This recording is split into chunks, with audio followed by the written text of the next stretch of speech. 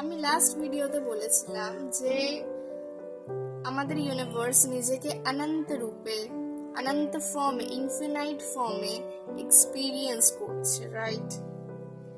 আর ইউনিভার্সের বহুত রূপ আছে। তাহলে আমরা যখন সবাই এক,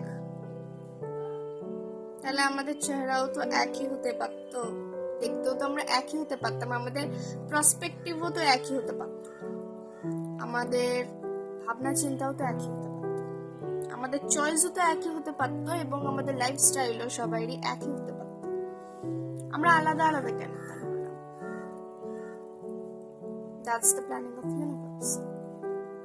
আমরা যদি সবাই একই একই চেহারা নিয়ে চলতাম, ধরো আমার মতন চেহারার এমনি জানি যে অনেকজনে বিলং করে, কিন্তু সবাই যদি হতো, আমাদের সবার যদি সেম চেহারা হতো, তাহলে ব্যাপারটা কেমন একই হয়ে যেত না? তাহলে ইউনিভার্সের দরকার কি ছিল? ইউনিভার্স তো তাহলে শুধুই মেয়েই বানাতে পারতো, ছেলে নাই বানাতে পারতো। এই ইউনিভার্স শুধু একটাই অ্যানিমাল বানাতে পারতো।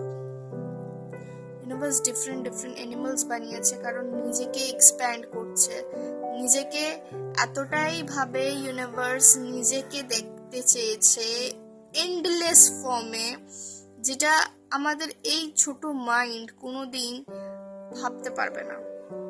আমাদের এই মাইন্ড কোনোদিন এক্স্যাক্টলি ভাবে বুঝতে পারবে না যে এক্স্যাক্টলি ইউনিভার্সের প্ল্যানিংটা কি।